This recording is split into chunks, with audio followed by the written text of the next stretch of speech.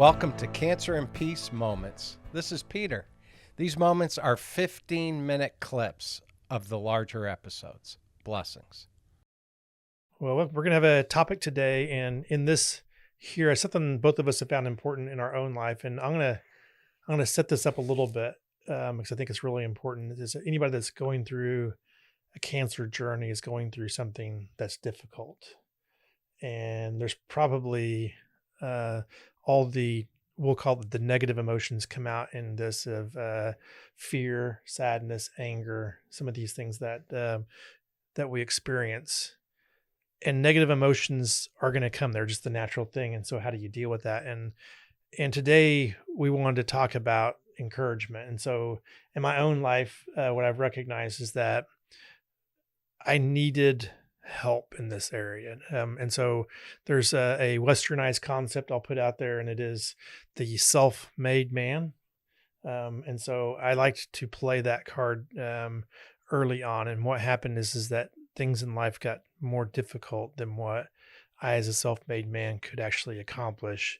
And I found that I lacked the courage to keep moving in some of the difficult areas of my own life. And some good friends had come alongside and had asked me, say, "Hey, Sean, will you take one more step? Will you do the very next thing?" I can remember even on this mission, I had given up on this mission, and some close friends that come along and said, "Hey, Sean, I think you're supposed to be here. I think you should take one more step. I think you should stay with this." And without that encouragement and without their voices coming alongside, I would have quit. And I don't know where I would be today. I don't know what God would have done with that, but I do know that they gave me the courage. They encouraged me to move forward in difficult situations. And without that encouragement, I would have fallen by the wayside. And so I just feel like this is such an important part of somebody who's going through a cancer journey, because I think there's going to be times when fear, sadness, anger, disappointment, all the negative emotions are going to kick in. And that piece of encouragement is going to have to be, there's going to be need to receive the gift of encouragement.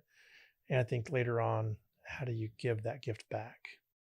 This is something that you can do. And of course, for me, I am not alone. I was thinking about that the other day. I got up and I said, I was just sitting quietly with a cup of coffee in the morning. And I said, what would life be like without God, without my higher power? And I thought, wow, that would be a lonely, a really hopeless existence. And so for me, I know I'm not alone in my journey. That gives me courage, a lot of it. But I don't want to get too far into it because I know you have a path that you'd like to go on. You usually do have a path.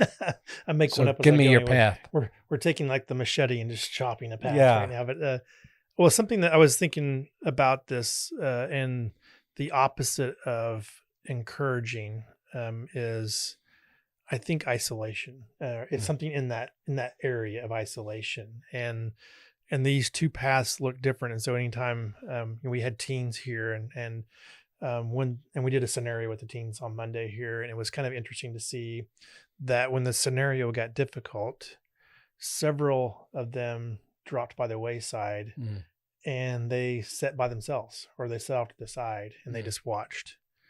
And it was a form of isolation. It was, I checked out on this. And what happened then is sometimes we would send somebody over to say, "Hey, why don't you join back in here?" And sometimes that worked, and sometimes it didn't. It took more. But with encouragement, we could move some of the teens out of isolation back into joining the scenario.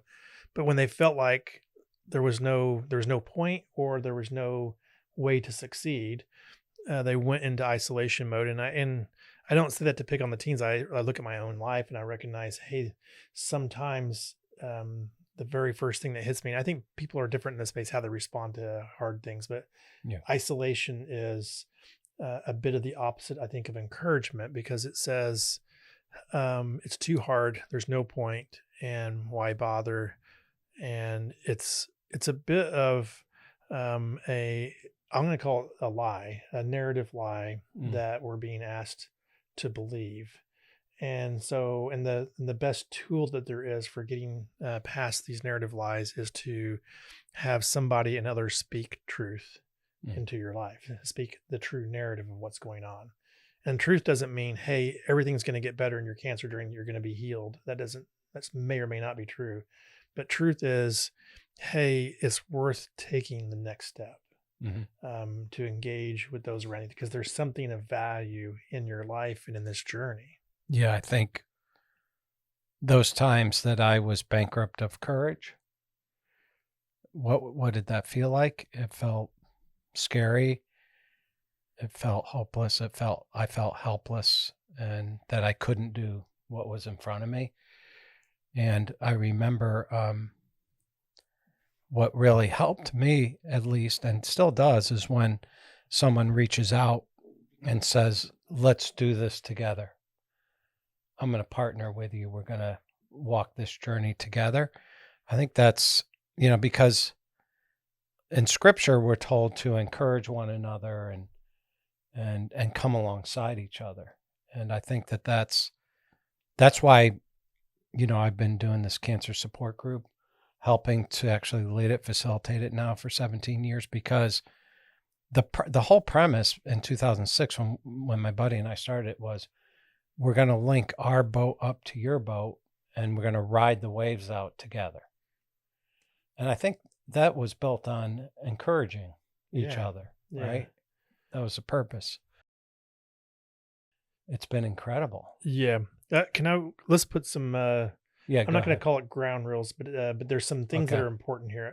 Maybe they are ground rules, but I'll say ground rule just for the purposes of this one here. I think is a rule is like, never give false hope. Right.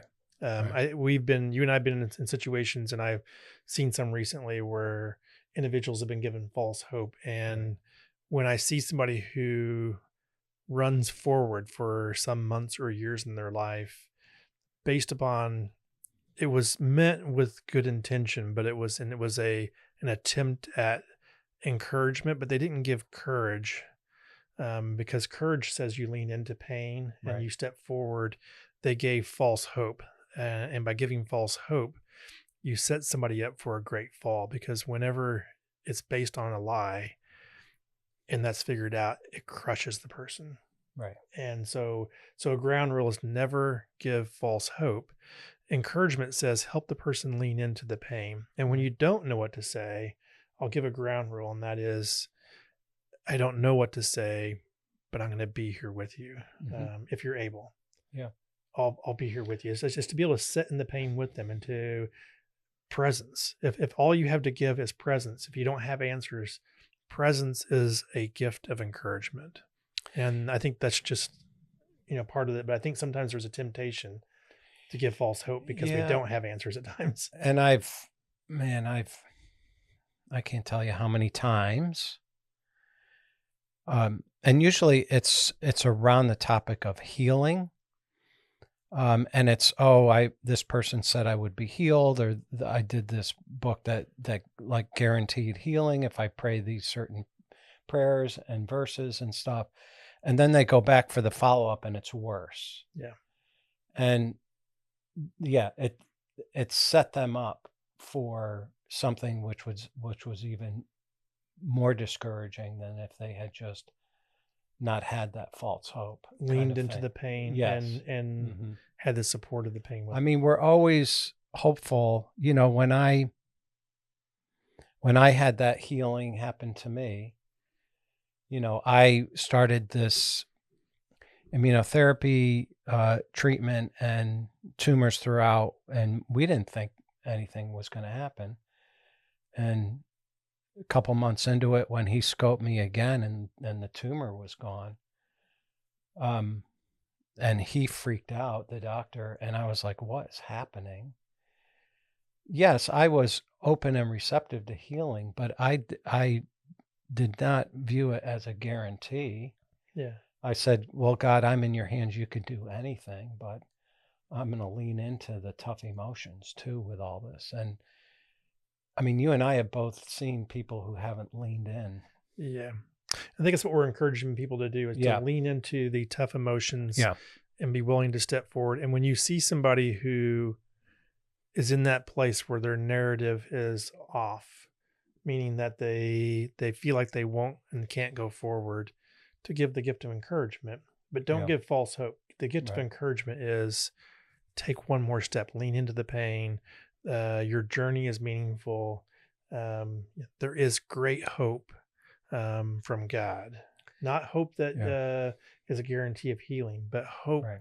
in the purpose and meaning of your life. And that when we put ourselves in God's caring, in his caring arms, that he has our best, and whatever that best is going to come to fruition. Thank you for listening. Have a great day. Blessings.